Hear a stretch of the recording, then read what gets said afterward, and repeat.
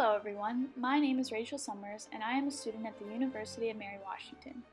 Today's segment is going to discuss a common myth that many people associate with the intellectual development of infants. Whether people have had children of their own or they have experienced it through popular culture, many people have heard the phrase coined the Mozart effect. It wouldn't be hard to imagine if you've heard this phrase before due to its mass marketing by toy and press companies around the world. But what does the Mozart effect really mean? It all started back in 1991 when Dr. Alfred Thomas believed that listening to the music of Mozart at different frequencies helped the ear and therefore promoted development of the brain.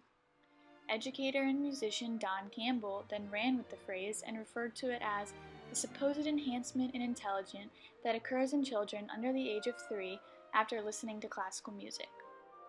An original study was done in 1993 and found no long-term enhancement of intelligence from the effects of listening to Mozart.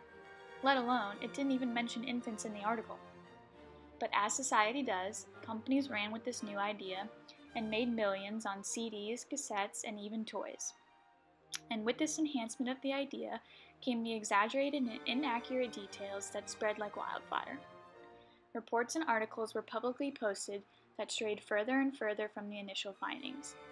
One report said that babies were more likely to come out of the womb smarter than their peers just by listening to Mozart's music during the gestation period. Take a second and think about this. Does anything seem off about this report?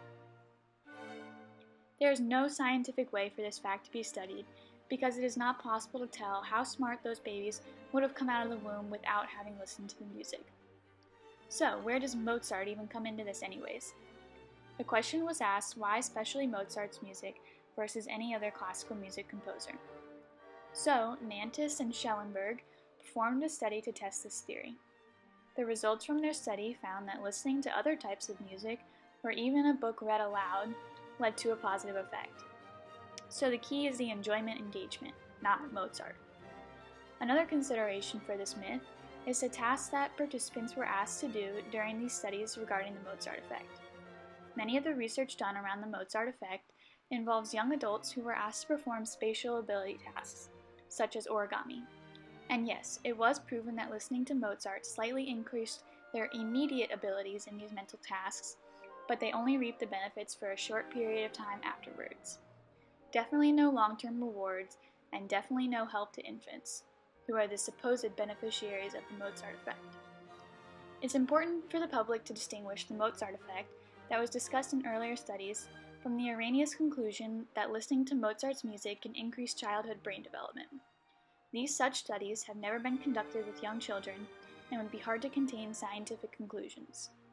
In short, what I hope that you take away from today's segment is that the Mozart effect has been mainly neglected within the scientific community and greatly confused and exaggerated within society, leading to no real proof that playing Mozart's music to infants will boost their intelligence. Thank you.